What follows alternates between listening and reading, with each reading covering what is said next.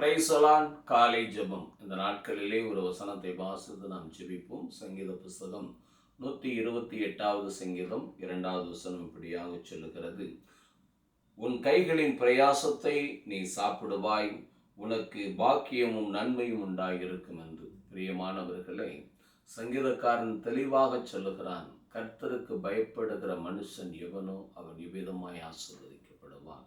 கர்த்தருக்கு நாம் பயப்படுகிற பொழுது, கர்த்தரை விசுவாசிக்கிற பொழுது, கர்த்தரை நம்புகிற பொழுது, கர்த்தரை சொந்த இரட்சகராக நாம் ஏற்றுக்கொள்ளுகிற பொழுது ஆண்டவர் செய்கிற காரியம் என்ன?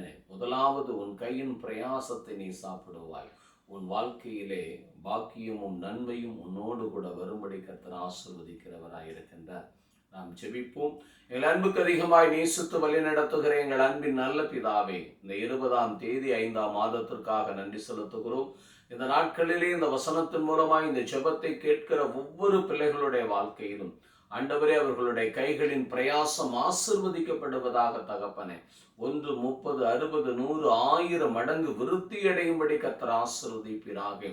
அந்த கையின் பிரயாசங்கள் கடன்களை அடைப்பதற்கும், கஷ்டங்களை தீர்ப்பதற்கும், ஆண்டவரே அவர்கள் வாழ்க்கை மேம்படுவதற்கும், அப்பா அது வீட்டிலே வந்து சேரும்படி கர்த்தர் ஆசீர்வதிக்கும்படியாய் ஜெபிக்கிறோம். ஆண்டவரே ஏசப்பா, உழைக்கிற பிள்ளைகளுக்கு ஆண்டவரே நன்மையும் கிருபையும் தொடரட்டும். ஆண்டவரே, படிக்கிற பிள்ளைகளுக்கு ஞானமும் கிருபையும் தொடரட்டும். ஆண்டவரே அப்பா, சோதரம் சிறியோர் முதல் பெரியோர் வரைக்கும் சுக பலனையும் ஆயுசு நாட்களையும் கர்த்தர் பெருகச் செய்யுங்க.